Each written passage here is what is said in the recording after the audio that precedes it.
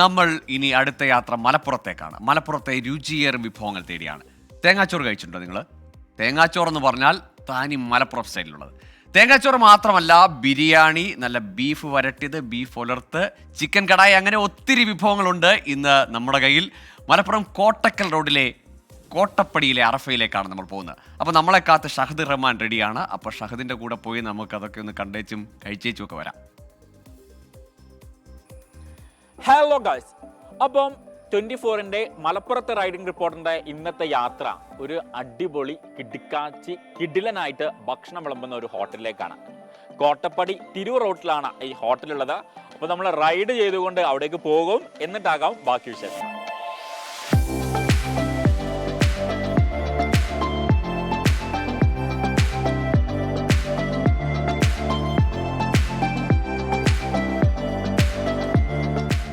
അപ്പം മുത്തുമണികളെ, നമ്മളിപ്പോൾ നിൽക്കുന്നത് മലപ്പുറത്തുള്ള അറഫ ഹോട്ടലിന് മുന്നിലാണ്. ഇത് മലപ്പുറം നഗരത്തിൽ നിന്ന് ഏകദേശം 1.5 കിലോമീറ്റർ ദൂരം മാത്രമേ ഇങ്ങോട്ടുള്ളൂ. കോട്ടപ്പടി എന്ന് പറയുന്ന സ്ഥലത്താണുള്ളത്. അപ്പം ഈ ഹോട്ടലിനെ സംബന്ധിച്ച് പറയുകയാണെങ്കിൽ അങ്ങനെ വലിയ ഹോട്ടലൊന്നുമല്ല, ഒരു ചെറിയ സാധാരണക്കാരൻ്റെ ഹോട്ടലാണ്. പക്ഷേ ഇവിടുത്തെ ഫുഡ് അതൊരു രക്ഷയില്ലാത്ത ഫുഡാണ്. പ്രത്യേകിച്ച് ഇവിടുത്തെ പ്രത്യേകമായിട്ടുള്ള ഡിഷ് എന്ന് പറയുന്നത് തേങ്ങാച്ചോറാണ്. അപ്പോൾ നമുക്ക് തേങ്ങാച്ചോറിൻ്റെയും അതുപോലെ തന്നെ അറഫയിലെ മറ്റ് രുചിവൈവിധ്യങ്ങളും കൂടി നമുക്കൊന്ന് പരിചയപ്പെടാം.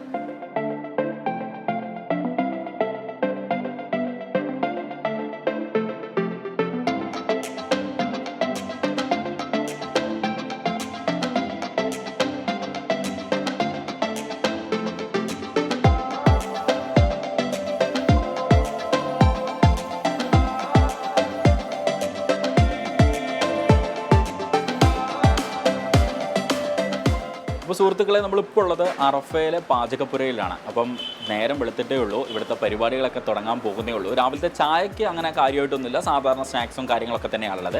പക്ഷേ ഉച്ചയ്ക്കാണ് ഇവിടെ സ്പെഷ്യൽ. പ്രത്യേകിച്ച് തേങ്ങാച്ചോറ്, അതുപോലെ തന്നെ നെയ്ച്ചോറ്, ബീഫ്, അങ്ങനെ നീളുന്നുണ്ട് നിര. അപ്പം ഇതിൻ്റെ പാചക വിശേഷങ്ങളിലേക്കാണ് നമ്മൾ കടക്കാൻ പോകുന്നത്. അപ്പോൾ നമുക്ക് ആ കാഴ്ചയൊന്ന് കണ്ടിട്ട് മറ്റു വിശേഷങ്ങളിലേക്ക് പോകാം.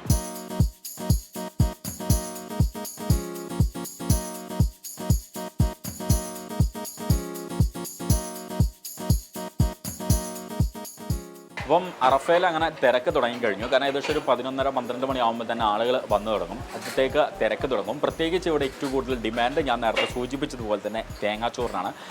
ഇവിടുത്തെ ഒരു സ്പെഷ്യാലിറ്റി എന്തായാലും കൂടുതൽ ആളുകൾ ചോദിച്ചു വരുന്നത് കൂടുതൽ തേങ്ങാച്ചോറ്, നെയ്ച്ചോറ്, പിന്നെ നമ്മുടെ kadai, beef chilli, beef fry, beef വലത്ത്, ബോട്ടി ഉള്ള സാധനങ്ങളൊക്കെ.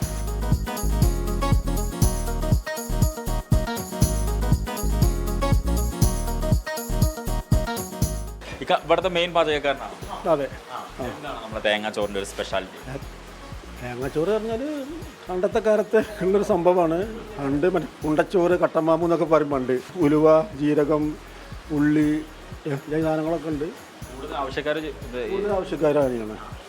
കൂടുതൽ ആവശ്യക്കാരുള്ളത് ഈ സംഭവം തന്നെയാണുള്ളത്.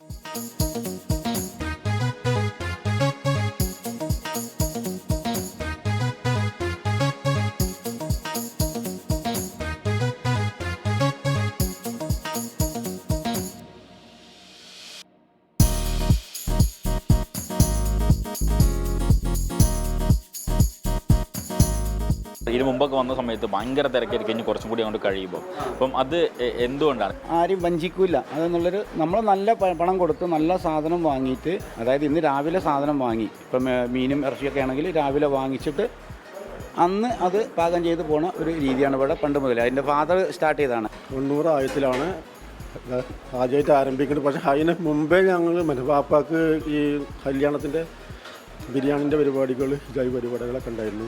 അപ്പം ഇങ്ങനെയാണ് പാചകപ്പുരയിലെ തീരാത്ത വിശേഷങ്ങളാണ്. രാവിലെ പുലർച്ചെ തുടങ്ങുന്ന പരിപാടികളാണ്. വൈകിട്ട് 4 മണിക്ക് എന്തൊക്കെ പറഞ്ഞാലും ഈ കടക്ക് ഷട്ടറിടും, അല്ലെങ്കിൽ കിച്ചൺ പൂട്ടിടും എന്നുള്ളതാണ്.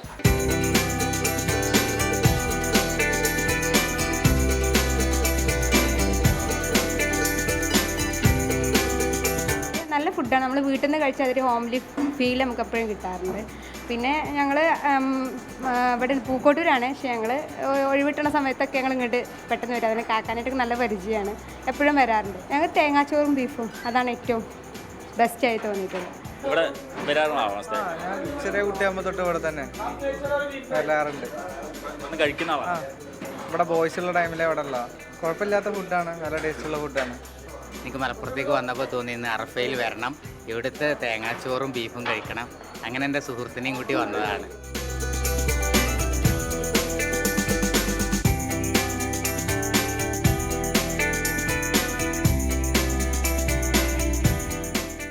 തൊള്ളായിരത്തി കാലഘട്ടത്തിലുള്ള ബിരിയാണി അല്ലോ, അതുപോലത്തെ ബിരിയാണി വെക്കുന്നതാണ്.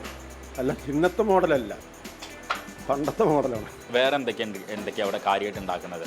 ഇവിടെ വേറെ കാര്യമായിട്ട് പിന്നെ ബീഫാണ്, ബീഫ് ചില്ലി, ഒലത്തുണ്ട്.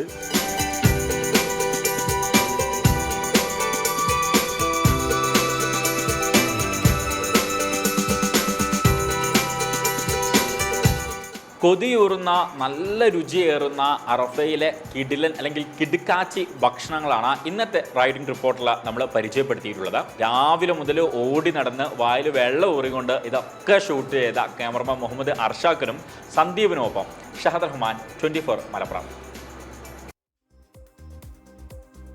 ശരിക്കും മനസ്സ് നിറയ്ക്കുന്ന എന്താ പറയുക, കൊതി ഊർന്ന കാഴ്ചയാണ്. കൊതി ഊർന്ന കാഴ്ച ഉണ്ടെന്ന് അറിയാം. എന്തായാലും ആ നിരത്തി വെച്ചിരിക്കുന്നത് കാണുമ്പോൾ ഇതിൽ ഏതെടുത്ത് കഴിക്കുമെന്നാണ്. ഷഹദിനോട് ശരിക്കും അസൂയ തോന്നുന്നുണ്ട്. തേങ്ങാച്ചോറിൻ്റെ ഫാൻസ് ഒരുപാട് പേരുണ്ട് എന്ന് നമ്മുടെ കമൻറ്റ് ബോക്സിൽ നിന്ന് മനസ്സിലായി. അപ്പോൾ മലപ്പുറത്തെ ലെഗസി ഉള്ളൊരു കട കൂടിയാണ് ഈ അറഫ. അപ്പോൾ അറഫയിൽ ഉറപ്പായും പോവുക, ഈ വിഭവങ്ങളൊക്കെ ട്രൈ ചെയ്യുക. അപ്പോൾ ഇനി വെജ് ആയിട്ടുള്ള ആളുകൾക്കും തേങ്ങാച്ചോറ് ട്രൈ ചെയ്യാവുന്നതാണ്. അപ്പം അതിൻ്റെ കൂട്ടത്തിൽ അച്ചാറൊക്കെ കൂട്ടി ഒരു പിടി പിടിച്ചാൽ അത് ഉഷാറാകുമെന്നാണ് നമ്മൾ കരുതുന്നത്.